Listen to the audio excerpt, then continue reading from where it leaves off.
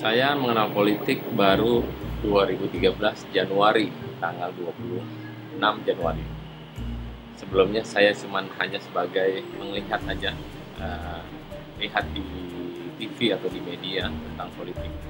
Nah, saat ini saya masuk di ranah, baru mulai di ranah politik adalah 2013 di Januari tanggal 26.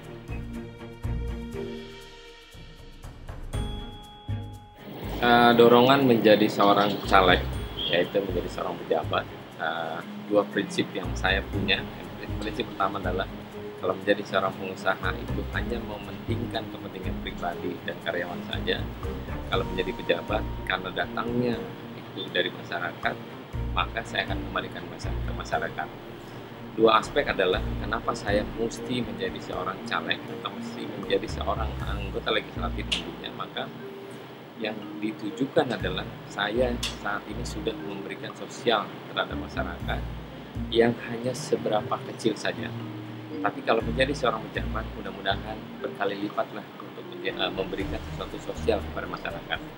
Tujuan tercapainya ini adalah simpel, karena saya pengen menjadi orang yang sebelumnya bukan siapa-siapa dan menjadi siapa-siapa, karena ingin mencapai tujuan bahwa orang yang bukan pernah jadi siapa-siapa menjadi siapa-siapa itu karena faktor menjadi sesuatu kehidupan untuk perjuangan yang lebih baik.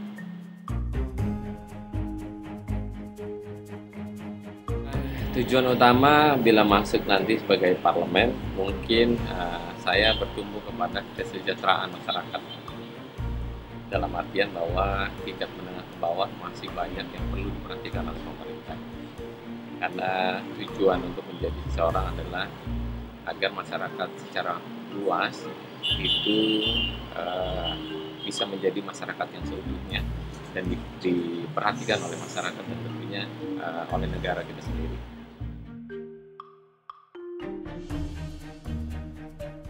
Tokoh politik atau pahlawan yang saya banggakan adalah presiden pertama kita, Bung Karno. Kenapa saya pilih dia? Karena dia seorang pemimpin yang mementingkan kepentingan masyarakat, membela masyarakat untuk kepentingan kembali ke masyarakat. Dia membela tanah air, membela negara kita dengan kekuatan penuh dari dirinya, dan bukan untuk kepentingan pribadi, tapi kepentingan untuk masyarakat Indonesia yang lebih baik.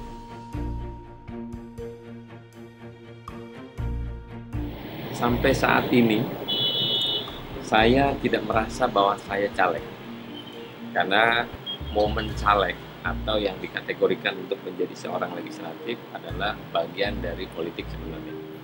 Cuman bagaimana kita meyakini bahwa kalau kita akan menjadi seorang pejabat, adakah keyakinan dari kita yang paling dalam sendiri untuk meyakinkan bahwa kita sebagai caleg?